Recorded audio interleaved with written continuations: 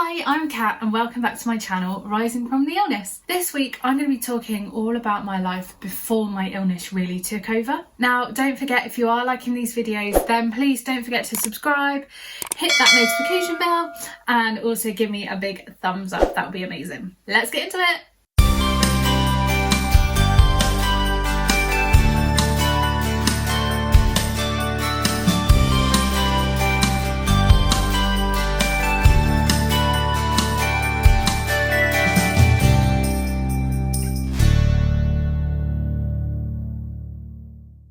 Hey guys, so welcome back. As I said, my name's Kat and this is my channel Rising from the Illness. Now, I've had quite a few comments and messages about different topics for me to maybe cover and talk about. One topic that has been really popular that people really want to know is, what was my life like before my illness? Did I have a normal life? Like, what did I do? And then I got talking to someone a bit deeper who said, just forget about the illness. We want to know you. We want to know who you are.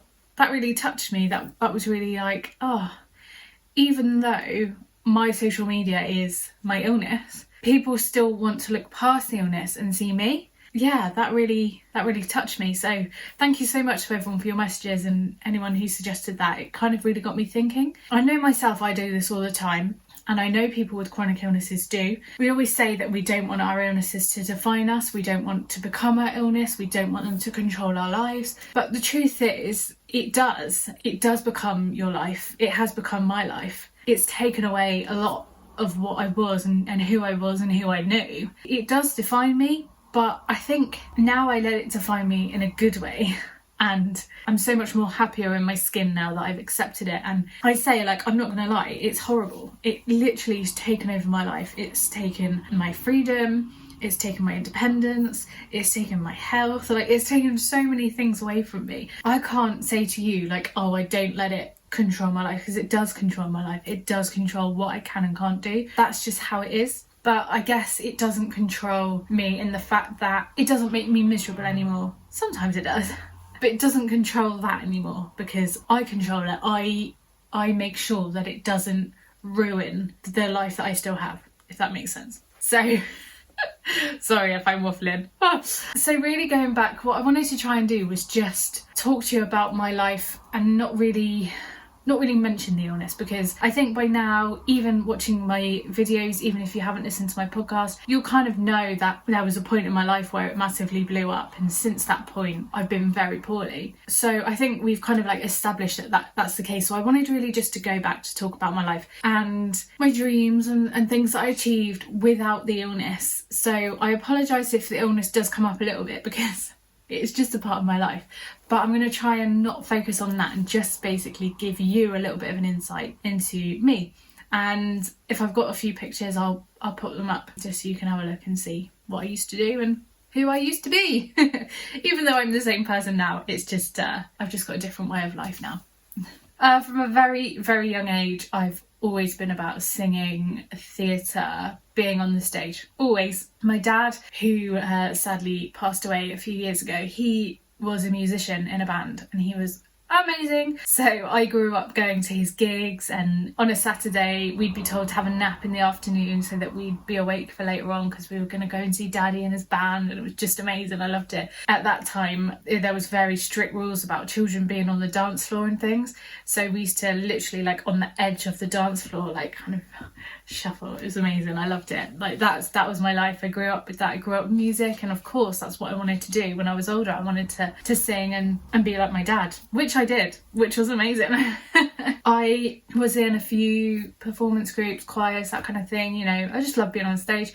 I even used to go to church just because I love singing with people. That's just me. I love kind of being in that environment, and singing's just my release. It's the thing that kind of just gets me out of that stress of life and everything, and just, yeah, it's my release. So I absolutely love that. I got a bit older. I auditioned for kind of like a little sort of pop band, which was awesome. The harmonies were really tight. We had quite a few gigs. I think I was only about like 13 or 14. It really just kicked off from there. I just loved performing. I just loved it. So as I got a bit older, I did my musical theatre AS and A level equivalent while I was still in school. So by the time I'd finished my GCSEs, I also had musical theatre. I can't remember what levels they were, but they were like AS and A level equivalent. Then I went to college, did sort of like performance stuff. But after a year, I was just like, I think I was just ready to work. I was ready to get out there. I'm not saying I was bored, but I was just kind of like, I didn't see the point of me doing another year. When I was just ready, I was ready to go. I think because I'd done those extra qualifications while I was at school separately, like I was just ready. So I joined a small kind of production theatre company who we did a few little tours of schools, and we did a play, and there was different things that we did. That was really cool. And then I thought, do you know what? I just want to spread my wings now. I want to go. I just want to experience life. So I think I was about 17, 18. I auditioned for my first full-time singing job for a company called Explosive Productions, and they do contracts for Centre Parks, Britannia Hotels, the Fred Olsen cruise lines. And yeah, I got an audition in Manchester, went up on my own on the train, did the audition. They offered me the job there and then. It was in North Wales in a hotel called the Grand Hotel, which was a Britannia hotel, as the lead singer in the production show. I phoned my dad and he said, do you know where that is? I said, it's in Wales. He said, yeah, it's North Wales. It's probably about 7 or 8 hours away from here. I was like, well, I've taken it. I want to do it. It's a singing job. And that's where it all began. So I went, my dad, I think my mum, dad, brother, we all drove up to Scarborough, which is where the rehearsals were. They dropped me off, said bye, and that was it. That was the start of my proper career in singing entertainment. I had to find a flat on my own. I really just kind of, to be honest, I think that was the biggest lesson in my life, was just learning how to live on your own.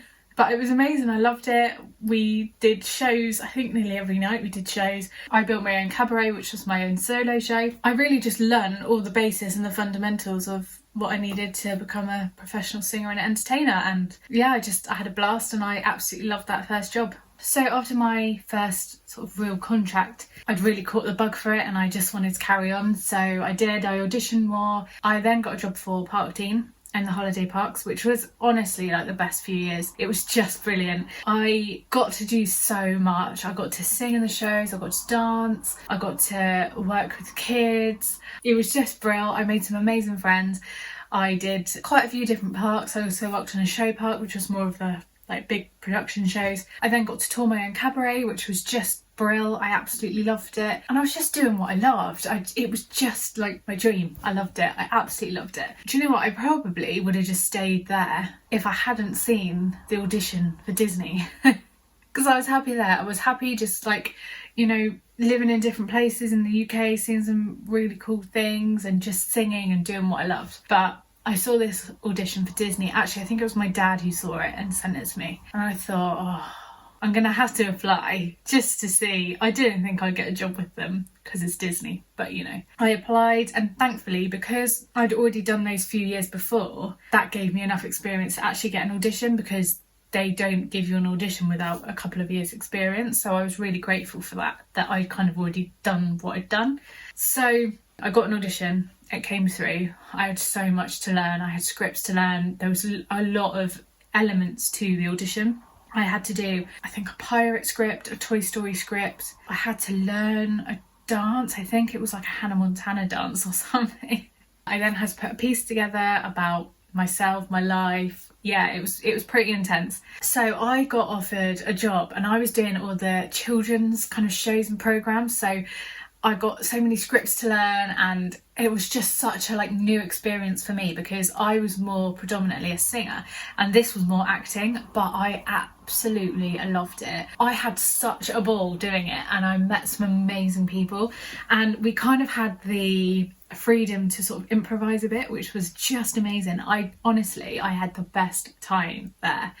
I have never laughed so much. I've never had so much fun on stage. Just like, oh, I can't even describe it, but that gave me the love of acting and exploring theatre and improvisation. It was just amazing. I loved it. So I was in Florida. We were on the cruise line, so I was on the Disney Dream, and basically I was just sailing from Florida to Bahamas to the Disney Island. It was just brilliant. And I was there for quite a while. It was just amazing. I loved it.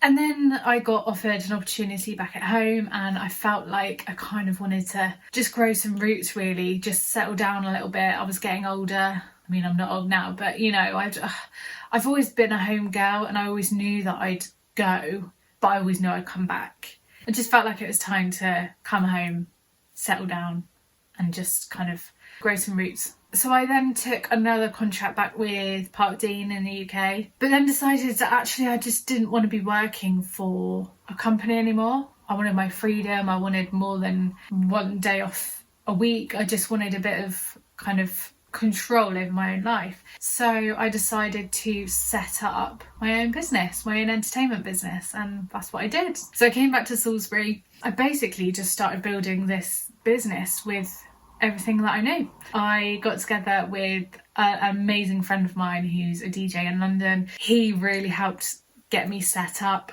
you know, showed me the ropes of what I needed to do, got me some gigs. He's amazing. He's such a good friend. So I started doing predominantly kids parties, kids entertainment, just because that's what I'd been doing, you know. I did a lot of stuff, especially like on Disney. There were so many kids there, and I just absolutely loved that kind of like interaction. You know, essentially I'm still playing a character, just crazy cat or whatever you wanted to call me.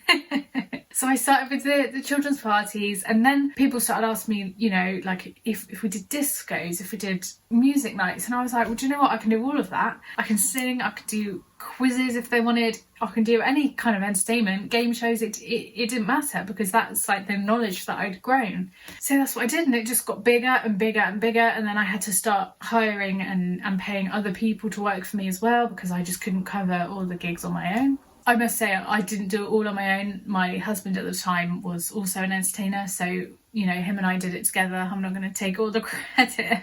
It just grew, and it was amazing, and, you know, it was just, that was just kind of my new life, and I absolutely loved it. I went through some real tough times with it, you know. During that time was when my dad was diagnosed. You know, trying to go on stage or be in front of 100 kids, jump in and being happy when your dad's dying, it's not fun. It's not fun. Me and my sister actually had a gig on New Year's Eve after my dad died. He died just before Christmas, so it wasn't long at all. We had to go out on that stage and watch everyone celebrate the new year, knowing that we wouldn't be celebrating with our dad, and it was just horrendous. A couple of years before that, I also had a miscarriage. That was tough as well, because I was also at a children's gig, and I noticed that I'd started bleeding, and instantly my brain went to that place, and I had to, this was in the middle of the gig that I was doing, so I had to get through the whole second half of it and then drive, I think it was about a 2-hour drive home on the phone, trying to get an appointment to see someone. It was on a Saturday, and, you know, they were saying, well, you're not close enough to your home, so you'll have to phone back when you're closer, so then we can book you in. And it was horrible. And I saw someone, and they said, we can't really do anything now, you'll have to come back on Monday. I think I had a gig the next day as well, which was the Sunday, and then I had to wait till the Monday, and then my mum and I went, and that happened. My mum and I went, and obviously find out that there was no heartbeat, or, you know, anyway, that was really tough, trying to power through a gig or a show where people are paying you to be happy when you've got all of that going on. It wasn't fun. I think those skills kind of just helped me in life in general. You know, when my dad was ill, I had to just kind of put a face on and get through it, and get through it for my mum, and, you know, that really did help. That helped me a lot. So that's all the kind of the skills, I guess, I learned from the job of putting a face on, and I think that's probably why I'm so good at it now. Chris always says to me, you don't fake being ill, you fake being well, because I always just put a face on, and it's absolutely true. But anyway, yeah, that's my kind of life in a nutshell, from when I was about 18 up until my illness struck. And then it did change. I couldn't work anymore, I couldn't be on stage, I just didn't have my life. I really struggled with that, I really did. I had moments of, you know, I don't want to live anymore, I just don't want this, because this isn't my life. But I kept going, and I got through it, and, you know, I'm still me, I'm still Kat, I'm still that person who loves to sing, I love to perform. Obviously I can't do it really on stage anymore, but I still love to do it. And one thing I'd love to do is maybe record a song for you, just so you can kind of see what I love doing, and you know, I'm not going to promise it's the best because honestly my lungs are so weak now. I'll give it a go. I'll give it a go. Often people say like, can you tell me about your life? And I think, you know, I'm not really that interesting. It's just basically I've just sung all my life. I had a few little bits in between where I got to go to places and perform and sing. Had a situation in Egypt where I didn't think I'd ever come back or see my family again. So I've had a few little like exciting bits go on and scary bits, you know, everyone does, but that's kind of my life. You know, me as a person, I just love music. I absolutely love music. I love singing. I love my family. My family are everything to me, and my friends, and Chris obviously is a massive part of my life now. Everyone always says, you know, do you have any passions? And I would sound really boring, but most of it's just music. I just love, you know, I love music. I love being with my friends. I actually really enjoyed aerial hoop for a while, which I loved. I absolutely loved. But the thing is with me is I push myself a bit too much and I kind of ignore warning signs. This is when I was getting a bit poorly and I actually ended up having a seizure while I was in the hoop, which is so stupid of me to even have attempted to do that. But I just didn't want my illness to stop me from doing what I loved, but I had no control over that. It was going to do what it was going to do, and that was it. So, I mean, on that front, I didn't have any control over it. The only advice I'd have on that front is listen to your body. Listen to your body, because you could just end up making it 10 times worse. And that's what I did for a long time. I just totally resisted and fought against it. You know, sometimes I still do that, but not to the extent that I did, because it was just awful. Oh, but now I've accepted that right now there's things that I can't do. Doesn't mean that I won't do them again. I definitely want to do things again. But right now, I'm just happy with the fact that I've got an amazing family, amazing friends. I've got Chris. I've got a good life. Yeah, I have to put up with a lot of pain, seizures and all that stuff. But do you know what? That's just how it is right now. Doesn't mean it's going to stay like that forever. And if it does, we'll work through it. That's just how it is, you know. Everyone's got their own story, everyone's got their own life and their own struggles and things to deal with, and this is just mine. I don't let it define me as a person, but it is a part of me now. That is just who I am now. I'm still the same person I was before. I feel like it sounds weird, but I'm a lot more comfortable and happy in my skin now. I'm content. I'm content with my life. Yes, I get frustrated, but I think everything happens for a reason.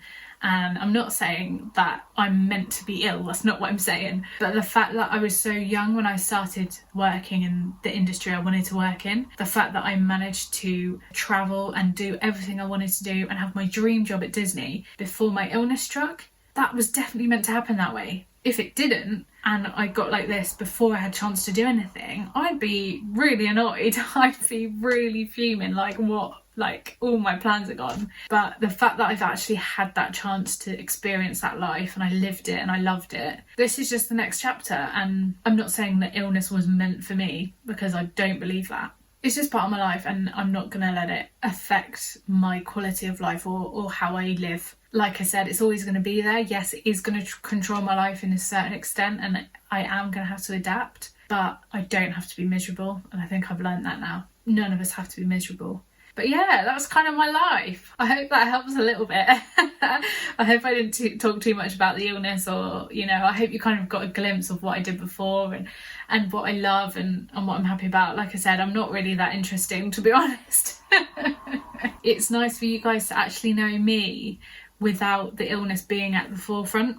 And I really appreciate you guys asking to see that and know that, because that really meant a lot to me. So anyway, I'm going to leave that there. If you've got any other questions, then please feel free to comment below. And obviously, don't forget to subscribe, hit the notification bell, and give me a big thumbs up. And yeah, let me know if you're liking these videos. If you've got anything else you want me to talk about, then please feel free to do so. I absolutely love connecting with you guys and hearing your suggestions. And, you know, if I can do some of them, then I absolutely will, because that's what I'm here for. Just remember, if you're struggling right now, you're not alone. I'm here. Reach out. I will give you a virtual hug. I'm so cringy sometimes, aren't I? I'm going to leave it there. Thanks so much for watching, and I will catch you real soon. Mwah!